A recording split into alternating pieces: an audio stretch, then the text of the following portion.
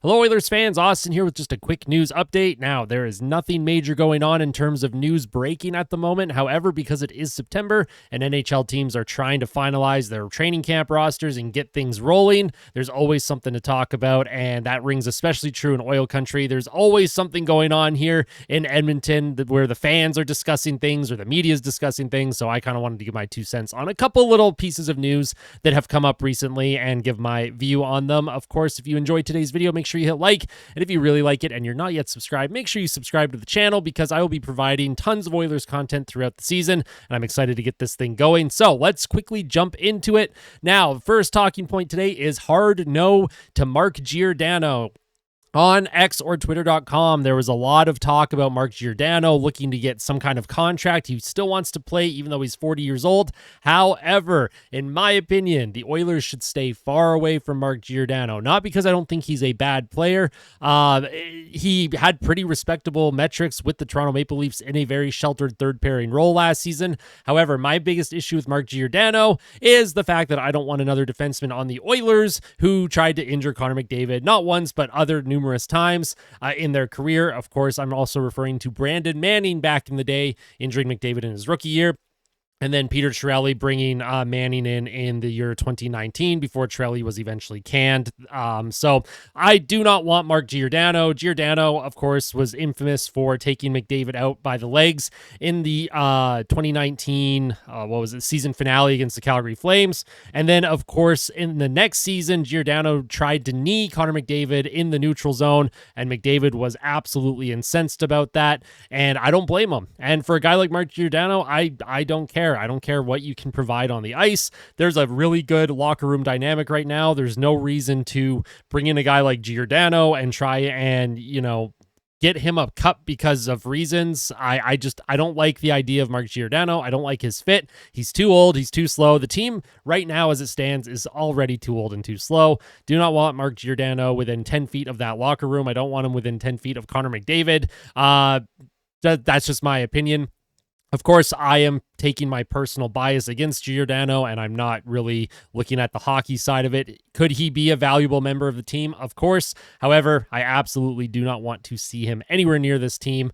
The Oilers are doing something really special right now with how they've built this squad, and they don't need to get any older with the hopes that these players don't regress. They need to get younger with the hopes that there is more upside. So that's my opinion on the Mark Giordano situation. Keep him far away from this team.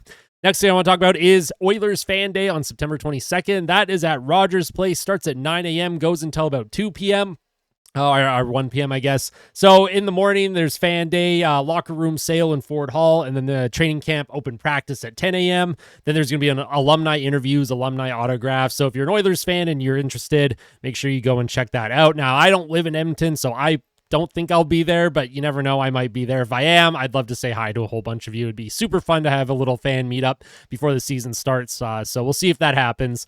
Next thing I want to talk about here is Corey Perry in early season form last night at WWE SmackDown in Edmonton.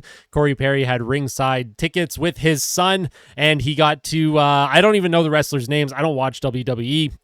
But there was a wrestler who came out in a Florida Panthers jersey, and then later in the match, Corey Perry got to hold him while another wrestler beat the crap out of him. It was absolutely hilarious. Corey Perry, he is in early season form, being a little pest out there, and you love to see it. He is endearing himself to the fans before the season even gets going. Very happy to see that. Him and his son looked like they were having an absolute blast, and I love when professional athletes and other sports get involved with things like WWE. I love when they're involved in different storylines. It's just very fun to me. So that was fun to see. If you want to check that out, I'm sure there's clips all over X, Twitter, YouTube, that sort of thing. So make sure you check that out. It was a lot of fun.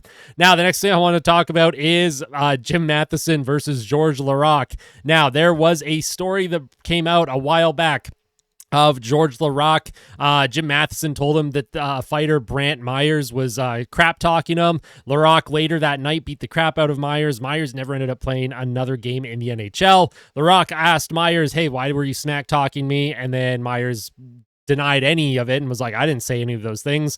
Laraque then went to Jim Matheson and asked him why he would make up a story, and Matheson basically said, because I thought it'd be funny. And there was an exchange on Twitter about this yesterday. Jim Matheson replied to it and said that that story is completely false. It did not happen. And then Georges Laraque replied to Jim Matheson being like, hey, This is true. I remember it like it was yesterday. So, of course, this is another example of the Oilers media versus the players, where the media and the players do not gel at all. Jim Matheson, of course, has been around for a very long time reporting and covering the Edmonton Oilers. Now, many in the community and the fan base, they think Matheson, the Spectres, that sort of thing.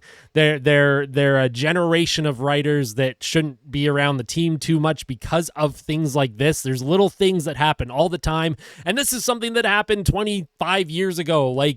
But the fact that these stories are still coming out on the Oilers media members, it's a bad look. And the fact Matheson tried to deny it and George Laraque himself replied to it, I thought it was funny. Not funny because the situation that actually happened was funny. Of course, it was awful. And if you're against fighting in the NHL, of course, you don't think that that's funny at all. But the fact that there are still media members that do this kind of thing in Edmonton, really, really brutal stuff. Don't like to see that, but I do like that George Laraque called out Jim Matheson and basically said, no, you're lying. I remember this. This did happen. I believe George Laraque, so hopefully Edmonton's media, just in general, can start to be a little bit better. We need better. The players deserve better. The fans deserve better coverage as well. And, of course, the next thing we're going to quickly touch on is the Young Stars camp date. There is no specific date yet for when the camp opens. There's a lot of other teams that have their date set, like the Montreal Canadiens recently announced their camp dates and the players that will be attending.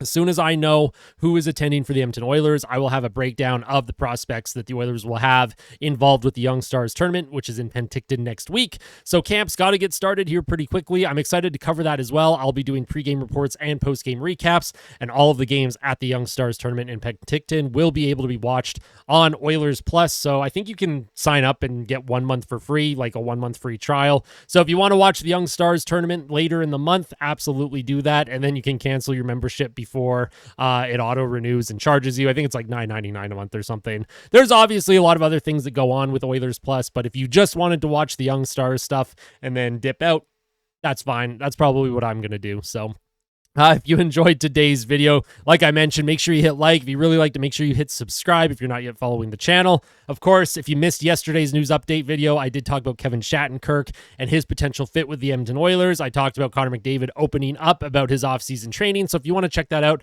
I'll leave a link to that in the description below. I'm excited for the season to get going. I'm excited for more bigger news. More bigger? Is that a redundant sentence? More bigger. Anyways, I'll see y'all soon, Oil Country. Tell someone that you love them, all right? Super important to me. We'll see you soon. Take care.